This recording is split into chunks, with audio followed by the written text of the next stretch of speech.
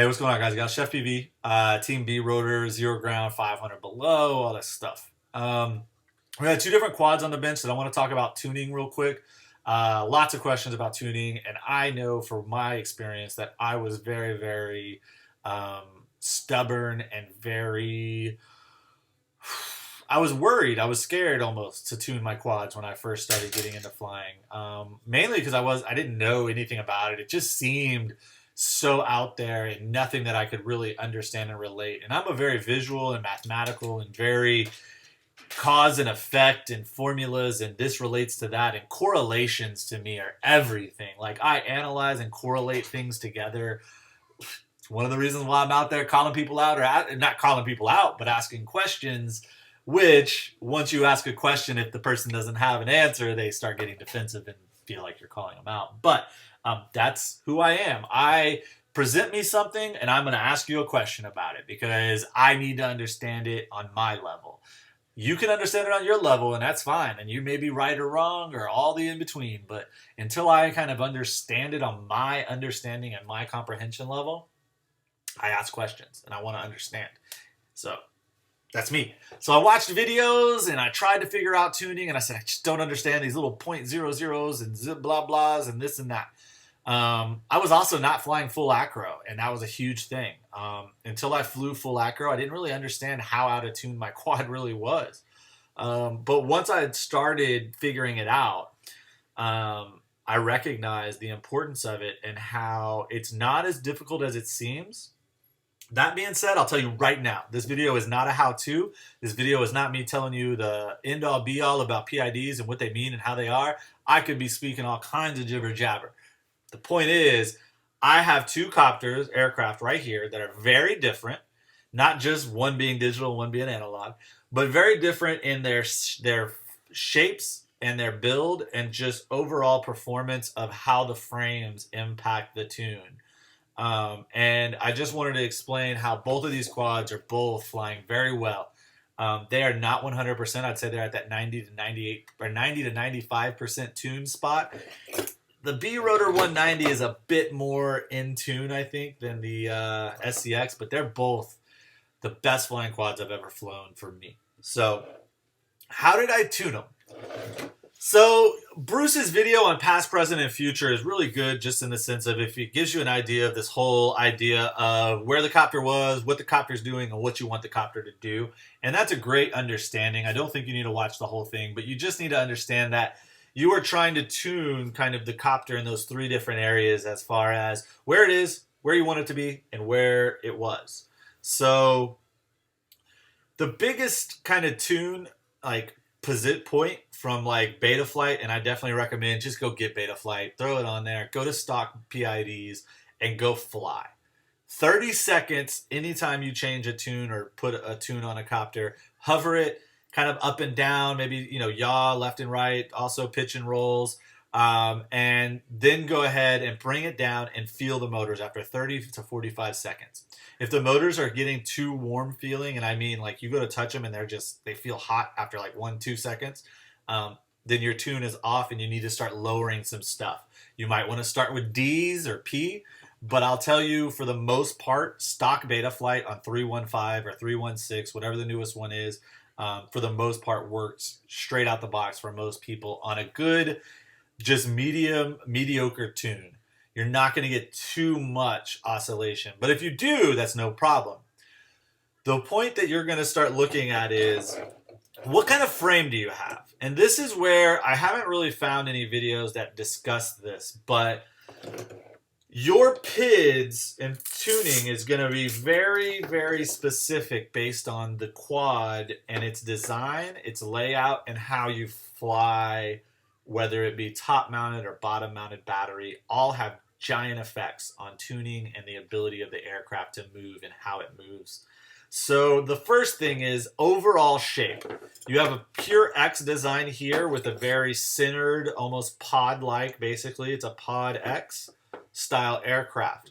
This aircraft is going to be much more equally balanced or evenly balanced on pitch and roll than an aircraft that's longer. And this isn't even a really too stretched. It's a little stretched, but the center even is not overhanging too much past the arms or even near the motors the way that a lot of maybe aliens, or I have here's a top mount freestyle frame, right? Like this one, I have the frame all the way out in front of the motors. The camera is almost. So this is going to have an entirely different formulation of how it is on the roll axis versus the pitch. And I say that because it is interesting that nobody that I've seen really talks about how you want to have, you need to first kind of figure out where that correlation is and where the pitch to the roll and the yaw, those three areas are, and how kind of they correlate and what the almost separation is, right? So on an X frame, I find that my tune out the box, I'll go to the stock Betaflight PIDs, and basically what I do is I lower the pitch to what the roll is, or very, very close. And the reason is again, it's the same balance. Now, because I have a bottom-mounted battery and it sits a little forward and back, now that's where, depending on the battery and the position, is going to depend on the tune and how far off from center you have the pitch versus the roll. And what I mean by that is so because my battery's on the bottom and it's pretty heavy, it's a 1550 and it sticks forward a little bit and backward, then the pitch is going to actually have probably a little lower of a PID setting than the roll. The roll will handle a much tighter tune because it's much tighter and cleaner of a roll than the forward pitch. But if this was like, let's say a square battery, let's say I had the square tattoo under there, then I probably should be able to dial in the tune a little closer to equal versus pitch and roll. Now, again, these are just kind of theoreticals and ideas in the way that I look at them. I've had a pretty decent recent track record with just guessing the tunes on some of my quads, and this is the what goes through my head when I look at a frame. Somebody says, hey, I'm getting these oscillations, and they show me their PIDs. The first thing I do is say, hey, let me see your frame, or what frame is it? And I can usually give them a little bit of insight right off the bat. So this is a more H-style frame, or a more stretched kind of frame, where you're going to have much more of a tune, or a tighter tune on the roll than you will the pitch. And that depends. Again, we're not just talking about just the P, but in generality, I'm talking about the P, because the P is what really is going to affect that forward flight. All the flight characteristics typically that you get oscillations. The I typically does not cause oscillations. The I is actually causes drift. So the I is like the right now. Like you said you wanted me here, but a gust of wind came and so now I'm here. No, you're still here. I don't care that the wind blew. If the wind blows, you stay here. That's what the I does. So the P is all about movement and like how it's reacting, and when you input, oh no, what did it do? And that's a lot about kind of like the past, like analyzing where it was and now where it is. And so that's the P. The I is going to be the drift, or the how it holds its spot whenever it's supposed to be there and you're flying and a big gust of wind comes up and it pushes you. You need to tune your I more. The D is going to be basically the future, like how well this thing knows where you want it to be. So how well does it snap when you go into that turn and that gate and you snap it around to go straight back the other way? How much does it feel like? And you know when this is in tune because you're watching your videos and you're like, whoa, like that looks fast forwarded.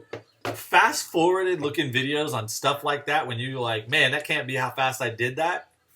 That means you got some D in it. And that means that D is right on point. Now, some people like myself, I don't like a really snap. Like, I don't like that. Like, it almost feels like it locks me in all the time. I like it when I'm racing, and I like it when I'm hitting those really quick technical spots on the gates. But when I'm freestyling, I kind of don't. I kind of like more of that free form, kind of let me find the spot, but it'll still push itself into position when you know what I mean. When you're like, boom, I want one roll, boom, done. And it rolls and it snaps right back. That's your D. D, for the most part, for me, goes anywhere from 21-ish, 22 is usually my low, to about 24. I don't really tune much higher than 24 on the D. I know guys that run hella D. I don't know how they do it really, because it just feels so automatic and so robot-y to me. But hey, that's me versus them. No worries. Now, the idea is this too. This is the other part of tuning. You can have a great tuned copter when it comes to PIs and Ds, but if you don't have your filters right, you're still never going to really get there. So I don't really talk about tuning filters too much, but go look at the propwashed.com tuning your notch filter. I recommend that everybody, before you do anything, the first thing you should do, stock PIDs on Betaflight, set your notch filter to 1 kilohertz, get your black box out and go run it, and go fly and come back and get your notch filter adjusted properly. Once that notch filter is in position, which means that it basically, the center of it is at the center of whatever your noise is, then you will go out and fly it one more time and you will see the difference in already how much that clears up kind of some noise. Then you can start going in and dropping the P's and the I's or raising them however you want. I even would suggest, instead of dropping the roll or the pitch to match the roll, why don't you raise the roll to match the pitch, or the pitch to match the roll? I'm sorry. Those are the ways that if you tune properly out the box, you're going to end up with a better tune than if you don't filter and then you go in and get everything right. What you're going to find is you're going to have lower PIDs than what your aircraft actually can hold. And then it's not about the oscillations and it's not about the prop wash. Even if you get all of that out, it still won't feel connected to you. A properly tuned aircraft, and I did not learn this until maybe like 2 months ago, 3 months ago, I finally got my first perfect tune almost, and it's not perfect. It feels connected. You start flying in ways that you almost you're like, wow, like that kind of scared me for a second. Like I thought I was going to crash, but I didn't think I had control, but I did have control. Like you almost are controlling it one step ahead now because it's a good tune. And I know that sounds silly and crazy and you're like, whatever, blah, blah, blah. Get it there. You can get your quad there just by stop, look, learn, figure out what it is that you're looking at, and then don't try to, tune by everybody, everybody's type. Just figure it out for you, how you can relate to it. For me, that's how I got it done, and now I have a couple of quads that are very well tuned. If you do not notch filter tune, it's not going to kill you, but you will end up with lower PIDs. And what I'm kind of trying to explain here is, once you figure out each frame and kind of each build and how each PID kind of correlates in that formula between pitch, roll, and yaw, you can kind of slide it up and down. So just keep them equally those same distances apart, but slide, like add 10 to all of them. Not all of them, but add 10 to your Ps, right? And see if adding 10 to the pitch and the roll both, how that affects it. And if it changes it negatively, back one of them down 5. Does it change? Fly it again. Back the other one off 5. Now maybe you're able to raise your P gain up 5 notches on both sides, but you were able to do it to where you still maintained your tune and you're not retuning every time you change like 1 P or 1 I. The I's, I don't have a lot to go on with that. All I could say is go fly in some, windy weather. Keep your laptop on you. If you feel like you're getting pushed around a little bit, just change them up and down a little bit, one at a time. Change one at a time and go fly and see the difference. That's how I do it. Yes, you can black box it, and yes, black boxing supposedly is a end-all be-all cure for auto tuning or however. I don't know how to do that yet, so I'll get to that eventually. I hope I helped you. I hope I didn't confuse you.